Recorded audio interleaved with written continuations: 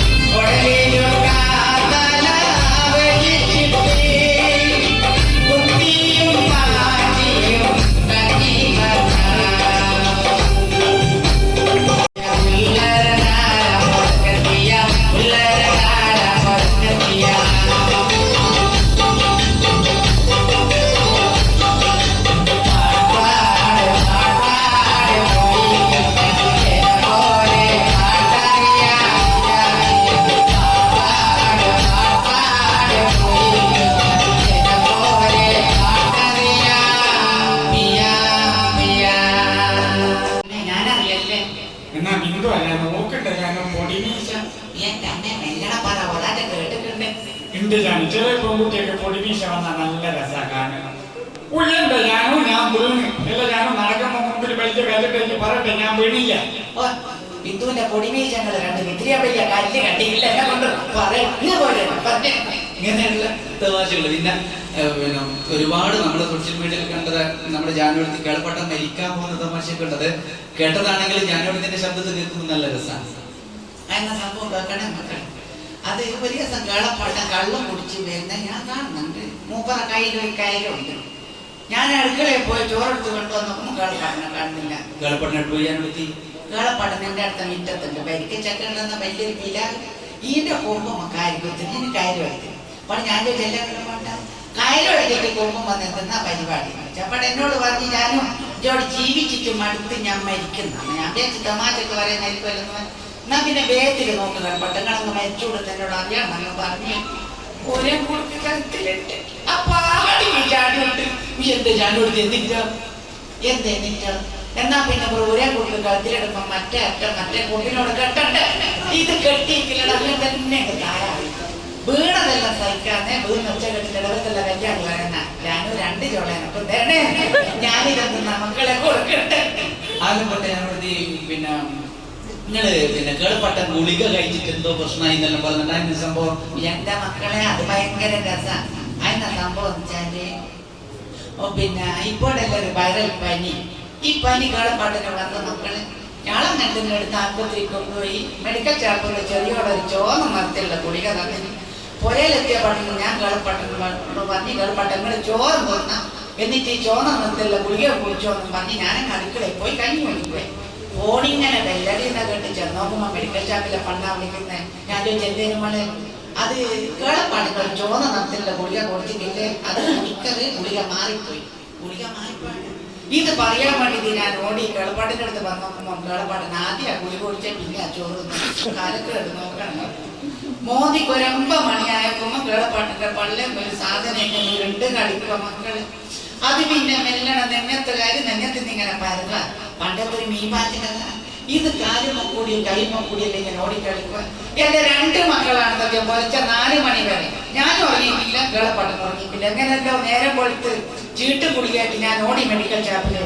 എന്നിട്ട് മെഡിക്കൽ ഷോപ്പിലെ പൊണ്ണിനോട് ചെല്ലമ്മളെ എന്ത് കുടിയാ തന്ന് ഞാനും കേളപ്പാട്ടിന് പൊലിച്ച 4 മണി വരെ ഉറങ്ങി എന്ത് കുടിയാ തന്ന്. അപ്പോൾ ഓള് പറഞ്ഞു ഞാനോട് നിങ്ങൾ പ്രശ്നം ഉണ്ടാക്കുന്നത് ഇത് പെണ്ണുങ്ങൾക്കുള്ള ഗർഭപാത്ര സംബന്ധമായ ഒരു അസുഖത്തിനുള്ള ഗുളിക കൊടുത്ത് പിന്നെ ഗുളികനെ കുറ്റം പറഞ്ഞിട്ട് കാര്യമുണ്ടോ. പാവം ഗുളിക ആടാ കേളപ്പാട്ടിന്റെ ഗർഭപാത്രം നോക്കി നടന്നല്ലേ ഗുളിക പൊലിച്ച 4 മണി വരെ പിന്നെ ഗുളികനെ കുറ്റം പറഞ്ഞിട്ട് കാര്യമുണ്ടോ മക്കൾ. ഇങ്ങനെയുള്ള ജാനുവരിയുടെ തമാശകൾ പറഞ്ഞാൽ തീരില്ല. ഒരുപാട് തമാശകളൊക്കെ പറയാറുണ്ട്. ഞാൻ സ്വതവേ ഞങ്ങൾ 2 പേരാണ്. പിന്നെ അശോകനോട് പോയി ഞാനോട് ഒരു വിശേഷങ്ങൾ ചോദിച്ചാൽ ഞാൻ അശോകൻ നാട്ടിൽ പോയ സമയത്ത് അശോകനൊക്കെ ഹെൽപ്പ് ചെയ്തിട്ടുണ്ടായിരുന്നു.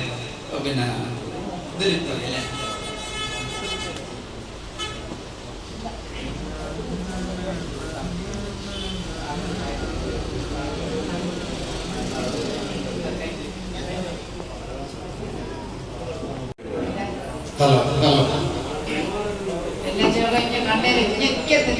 അല്ലേ ചോദിക്കുക ഒരുപാട് കാര്യങ്ങൾ ചോദിക്കാനുണ്ട്.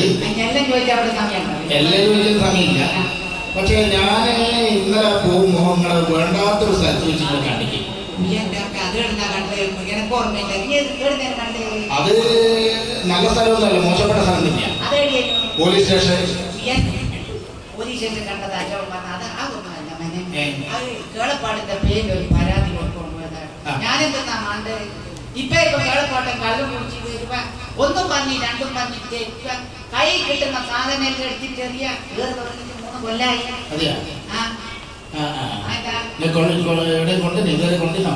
എല്ലാം 3 കൊല്ലായിട്ട് ചോദിക്കുന്നത്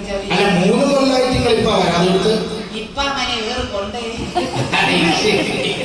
അങ്ങനെ ഇവരെല്ലാം പൊയ്യറിയില്ലേ. ഇങ്ങനെയുള്ള ഇങ്ങനെ വിശേഷങ്ങൾ ചോദിച്ചാൽ ഒരുപാട് തമാശകൾ പറയാറുണ്ട്. എന്തായാലും ഞാനൊരു പ്രസംഗം കേസൊക്കെ ആയിട്ട് എങ്ങനെയാണ് അതിനകത്ത് നേരത്തെ പറഞ്ഞില്ല ഞാനോട്ട് കേസൊക്കെ കുടുംബാന്താമനെ ഞാൻ ചുറ്റിയിട്ടുണ്ട് കേളപ്പെടനെ കൂടി ചേർക്കണം. കേളപ്പാടിനെ കൂടി ചേർക്കണം. അതിനല്ലേ ഇവിടെ വന്നേ. അല്ല 5 കൊല്ലം നിൽക്കും ഇനി കേളപ്പെട്ട നിൽക്കുമോ? ഇഷ്ടമാണല്ലോ അല്ലേ? ഒരു നല്ലൊരു പാട്ട് പാടും. ഞാനോട് ഈ പാടുന്നൊരു പാട്ട് പാടാം. കാരണം വിശേഷങ്ങൾ വെച്ചാൽ ഒരുപാട് തമാശകൾ പറയുന്ന ആളാണ് ജനപ്രതി. എന്തായാലും വീണ്ടും നല്ലൊരു അവസരത്തിൽ എന്ത് ചെയ്യാം പാടാം.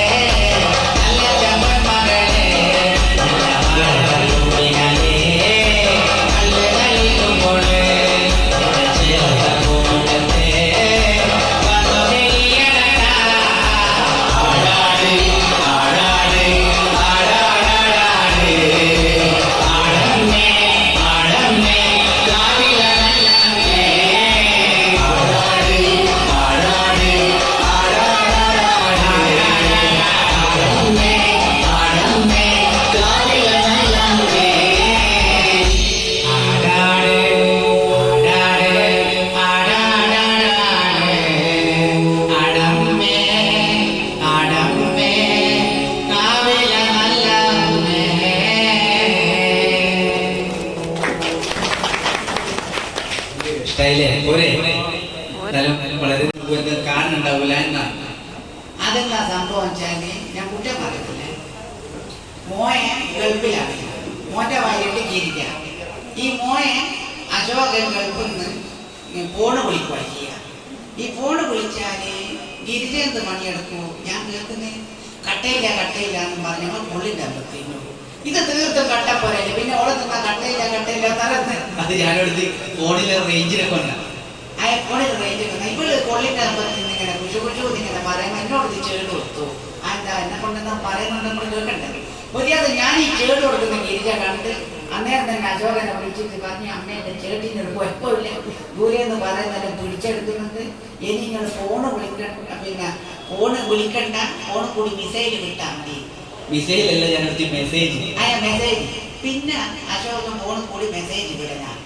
ഈ മെസ്സേജ് വിട്ട് കഴിഞ്ഞാല് ഈ മെസ്സേജ് ഗിരിജക്ക് കിട്ടിയാൽ ഗിരിജ അകത്തുനിന്നൊരു തുള്ളിക്കളി മൂളിപ്പാട്ട്. ഇതിന് മാത്രം തുള്ളു എന്നുള്ള അതറിയാൻ വേണ്ടിയില്ല ഞാൻ താഴ്ചെടുത്ത് പോകുന്നത്. ശരി, മരുവോട് മരുവനയക്കല്ല മോനയക്കുന്ന മെസ്സേജ് വായിക്കുവാൻ അല്ലപോലെ സാക്ഷരത ക്ലാസ്സിലുള്ള വിശേഷം.